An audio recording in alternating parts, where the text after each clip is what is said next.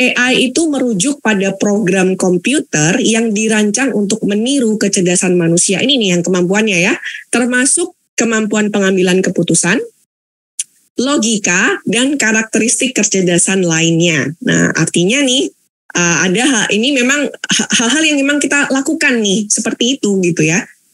Kalau misalkan Bapak Ibu tahu, artificial intelligence itu bergerak dari banyak sekali data. Ya, kalau banyak sekali data, maka dia bisa melihat kembali data-data yang masuk, kemudian dia bisa mengevaluasi data tersebut, kemudian mengambil keputusan berdasarkan data-data yang ada atau berdasarkan pengalaman-pengalaman yang ada. Sama seperti kita ya Bapak Ibu ya, kalau kita makan nih ya, kita makan nih makanan A, makanan B, makanan C gitu ya. Kemudian makanan A kita suka, B suka, C nggak suka. Nih otak kita kan nyimpan data gitu.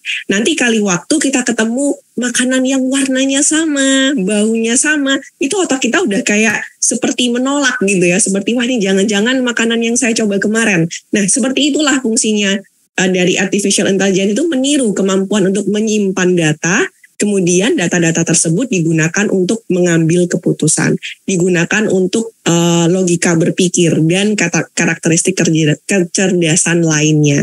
Jadi memang tidak lepas dari yang namanya data ya Bapak Ibu sekalian ya.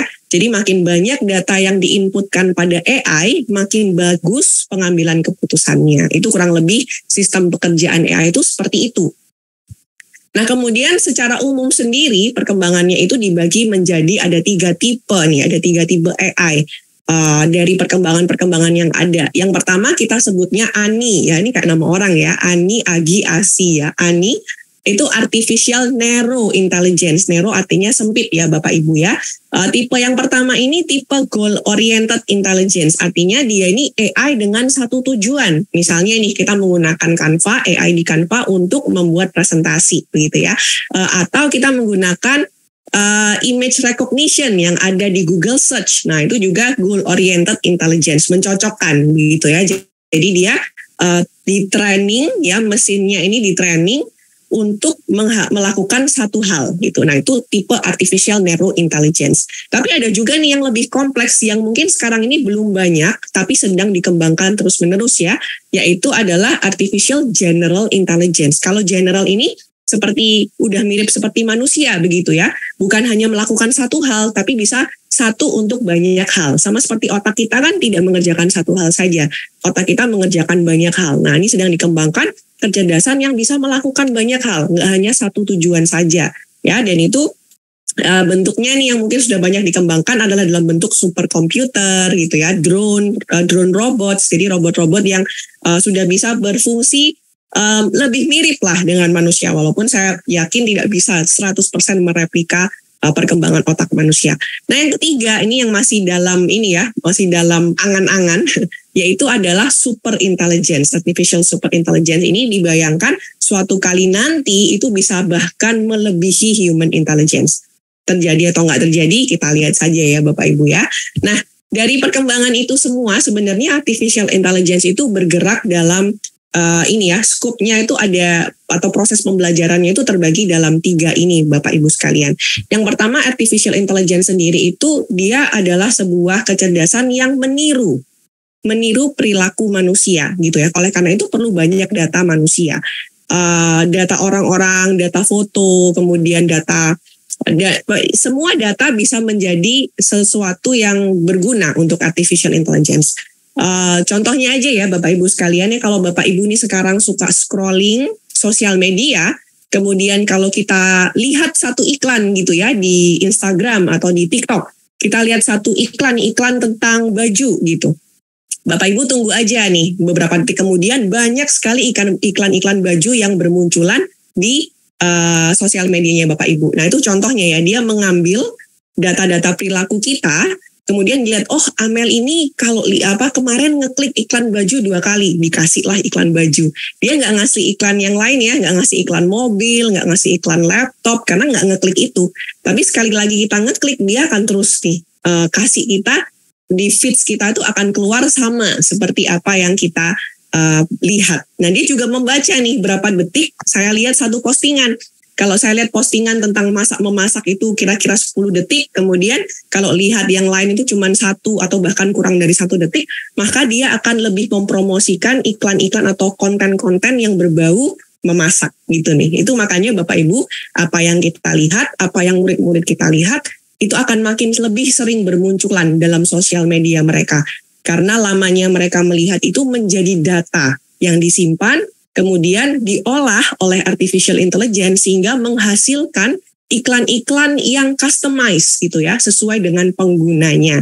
Nah itu, jadi artificial intelligence itu meniru.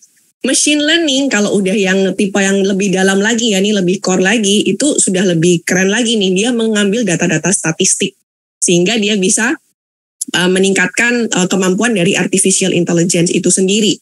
Nah, data-data bentuknya seperti apa aja nih untuk yang tipenya machine learning?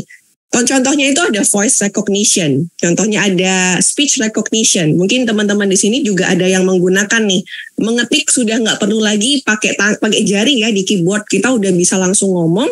Kemudian dari Google Docs aja itu udah bisa mengidentifikasi, kemudian menghasilkannya jadi ketikan. Nah itu dari mana kok bisa? Itu dari data-data orang kalau baca, kalau bilang laptop gitu, suara saya, suaranya Mbak Rere, suaranya siapapun itu udah banyak ya kalau kata-katanya laptop. Kemudian kalau ada orang yang bilang laptop, dia akan recognize ya, mencocokkan datanya, oh ini yang dibilang maksudnya laptop. Jadi mau saya yang ngomong itu dari Jakarta, dari Medan, dari Sunda, dari mana, dengan logat-logat kita, dia bisa recognize gitu. Karena data yang dia punya itu sudah banyak sekali gitu ya. Nah itu contoh-contohnya nih Bapak Ibu ya, jadi machine learning itu sudah pakai banyak data dan pakai sistem statistik ya, termasuk tadi ya rekomendasi dan lain sebagainya. Itu data-data yang masuk menjadi sesuatu yang lebih personalized, yang lebih customized. Kemudian ada yang lebih canggih lagi yang namanya deep learning. Kalau deep learning ini bukan hanya dia mengelola data dan mengeluarkan atau menarik dari data yang sudah ada. Kalau deep learning ini bahkan bisa melakukan pengambilan keputusan secara mandiri. Jadi data-data yang ada, dia nggak perlu lagi dari data yang ada, dia bisa memprediksi. Nah, itu yang deep learning ya, sudah lebih dalam lagi, sudah multi-layer. Data yang digunakan untuk untuk AI tipe deep learning ini tuh lebih besar lagi ya. Datanya nggak bisa data yang kecil. Kalau data machine learning udah besar, maka data untuk deep learning ini jauh lebih besar lagi. Jadi dia bisa mengenali nih, bukan hanya image recognition, dia juga bisa image analysis gitu ya. Bukan hanya mengenal, bisa menganalisa juga. Gitu. Nah itu bentuk-bentuk yang ada di bentuk-bentuk learning yang dilakukan oleh AI.